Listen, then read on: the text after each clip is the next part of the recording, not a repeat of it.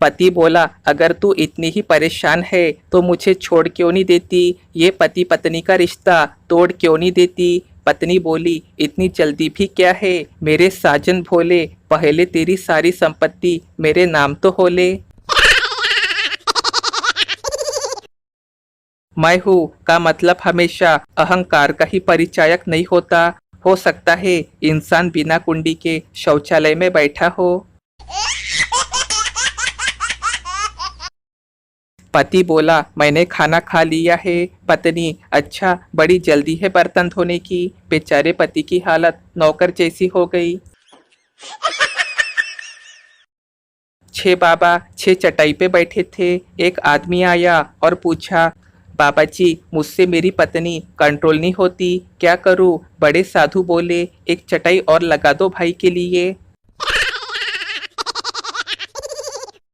भारत में अगर एक तरफा प्यार करने वालों को अलग किया जाए तो उनका एक अलग देश बन सकता है और उनका राष्ट्रगान होगा, तू प्यार है किसी और का, तुझे चाहता कोई और है।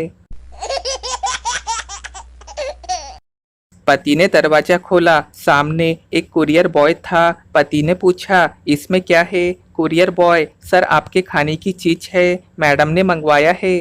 पति ने जल्दी जल्दी बॉक्स को खोला और फिर कुरियर बॉय को मन ही मन गाली देते हुए बोला, बेवकूफो यही कमी रह गई थी, अब बेलन की भी होम डिलीवरी देने लगे।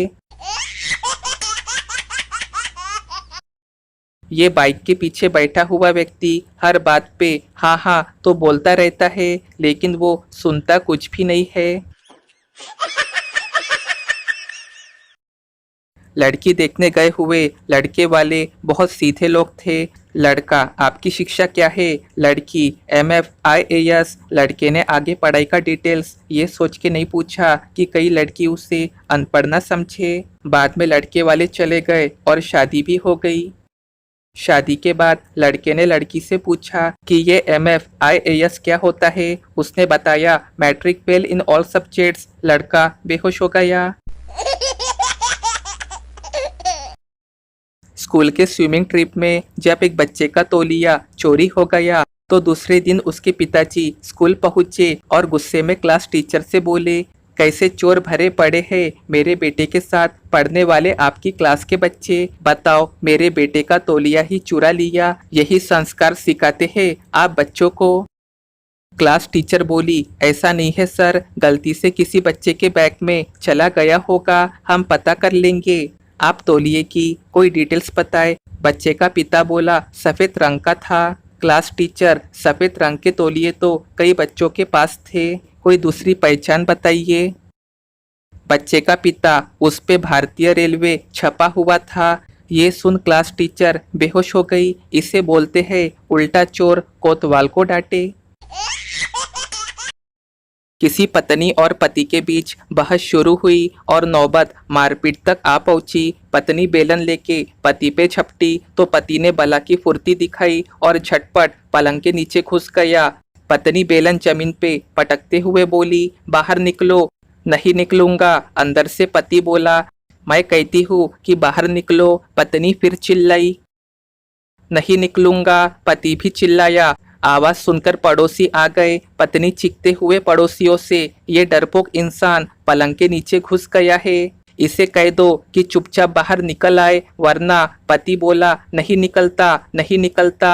आज पूरे मोहल्ले को पता लग जाना चाहिए कि इस घर में मेरी मर्जी चलती है और मैं दब के रहने वालों में से नहीं हूँ।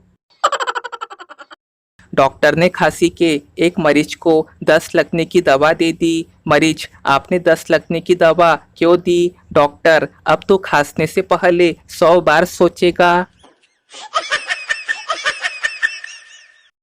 परेशान पति ने पत्नी से कहा, एक मैं हूँ जो तुम्हें निभा रहा हूँ, लेकिन अब पानी सर से ऊपर जा चुका है, इसलिए मरने जा रहा हूँ। पत्नी बोली, ठीक है, लेकिन हमेशा की तरह आज मत भूल जाना और लौटते समय 2 किलो आटा जरूर लेते आना।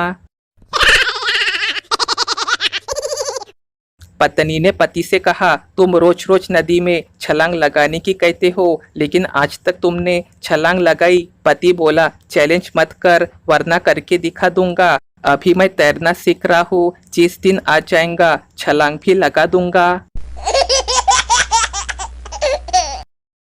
पत्नी ने सुबह सुबह पति को जगाया। पति बड़बड़ाया, 2 मिनट बाद नहीं जगा सकती थी? ऐसी भी क्या जल्दी थी? कितना अच्छा सपना दिख रहा था। राजा हरिश्चंद्र बना मैं और मेरा परिवार चौराहे पे बिक रहा था।